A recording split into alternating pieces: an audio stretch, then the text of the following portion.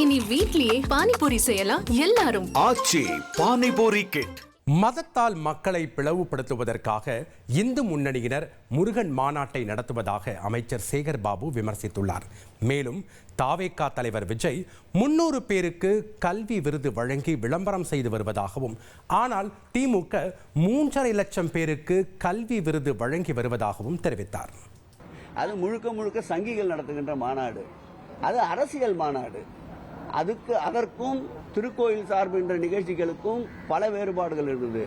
நாங்கள் அரசு சார்பிலே நடத்தப்பட்ட மாநாடுகளில் 27 நாடுகளைச் சேர்ந்த முருக பக்தர்கள் பங்கேற்றார்கள்.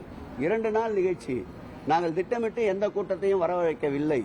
இப்போது திட்டமிட்டு யாரிடமும் நாங்கள் வசூல் வேட்டை அப்பொழுது நடத்தவில்லை. திட்டமிட்டு அதற்காக வாகனங்களை ஏற்பாடு செய்யவில்லை.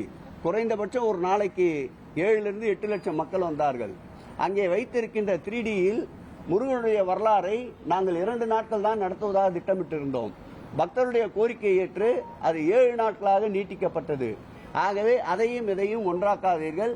இது அரசியல் தேவைகளுக்காக, அரசியல் சூழ்நிலைக்காக, மதத்தால் இனத்தால் மக்களை எப்படியெல்லாம் பிளவுபடுத்த முடியுமோ அந்த பிளவிற்குண்டான ஆயுதமாக இந்த மாநாட்டை அவர்கள் பயன்படுத்த நினைக்கின்றார்கள். உனக்கு கண்டென்ட் கொடுத்தாச்சு, அவெல்லாம் முடிச்சிடுங்க. மத்திய அரசுடன் மோதல் போக்கை தவிர்த்து இணக்கமான சூழலை உருவாக்கி கொண்டால் தமிழகத்துக்கு தேவையான பல்வேறு வளர்ச்சி திட்ட பணிகளை மத்திய அரசு செய்யும் அப்படின்னு முன்னாள் ஆளுநர் தமிழிசை பேசியிருக்காங்க. எப்படி பாருங்க? அவர் ஒரு சிறந்த அறிவாளி.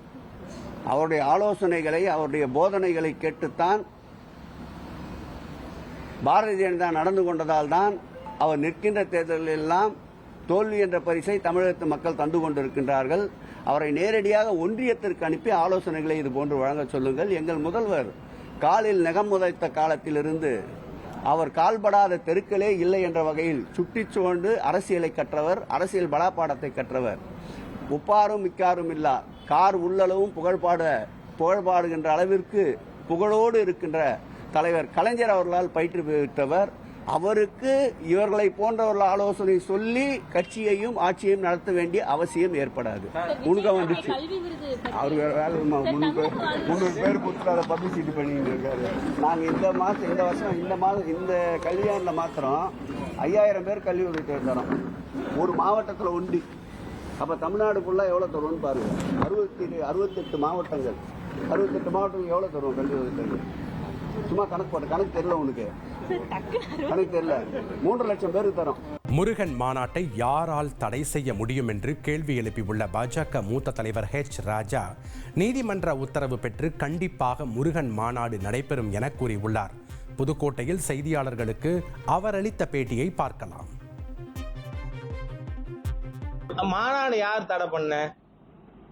ஏற்கனவே இவங்க எந்த மாதிரியான ஜனநாயக விரோதிகள், அதனால அதுக்கு அனுமதி பெற்றது மாதிரி இதுக்கு அனுமதி நிச்சயமாக பெற்று மிகப்பெரிய அளவில் இந்த மாநாடு நடத்தப்படும். மானியமா சரி, என்ன அந்த கட்சி சட்டமன்றத்திலையும் அது நிற்குமா தெரியாது. டார்ச் லைட்டை கொண்டே அடமானம் வச்சவரை பத்தி நீங்க கேட்கறதும் அனாவசியம், அதுக்கு நான் பதில் சொல்றதும் அனாவசியம். இனி வீட்லயே பானிபூரி செய்யலாம் எல்லாரும். ஆச்சி பானிபூரி கிட்.